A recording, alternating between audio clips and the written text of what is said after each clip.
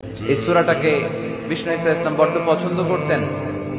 সাহাবাদেরকে একবার তেলাওয়াত করে শোনালেন, সাহাবারা চুপচাপ, ঠিক যেমন এখন আপনারা চুপচাপ।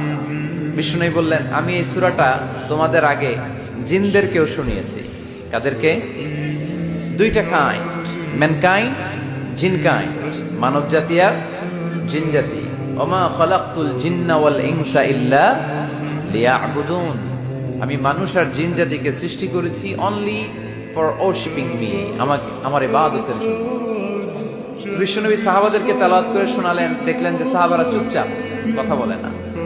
আল্লাহর হাবিব বললেন, তোমাদের আগে জিনদেরকে যখন শুনিয়েছি তারা চুপচাপ ছিল না। তারা যতবার আমি ফাবি আইহি আলা রাব্বিকুমা তুকাযিবান পড়েছি, এই আয়াতের পরে তারা উত্তর দিয়েছে। কি উত্তর দিয়েছে? যেহেতু ফাবি আইহি আলা রাব্বিকুমা তুকাযিবান অর্থ হচ্ছে, এই মানব জাতি আর জিন জাতি, আমি আল্লাহর কোন নিয়ামতকে তুই অস্বীকার করবি? কোন নিয়ামতকে অস্বীকার করবি? যখনই এই আয়াতটা আমি পড়তাম তায়েফের ময়দানে, জিনেরা উত্তর দিত, লা বিশাইইন মিন নিআমিকা রাব্বানা নুকাযিবু ফালাকাল হামদু।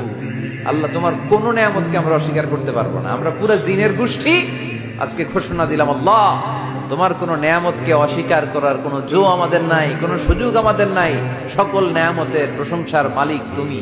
তিনি কে?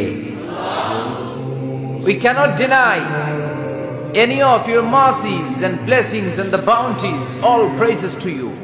আল্লাহ, সব ক্ষমতার মালিক তুমি, সব প্রশংসার মালিক তুমি। একটা নিয়ামত অস্বীকার করার ক্ষমতা আমার নাই। এত ভালোবাসতেন বিষ্ণু ঈসা ইসলাম সূরাটাকে।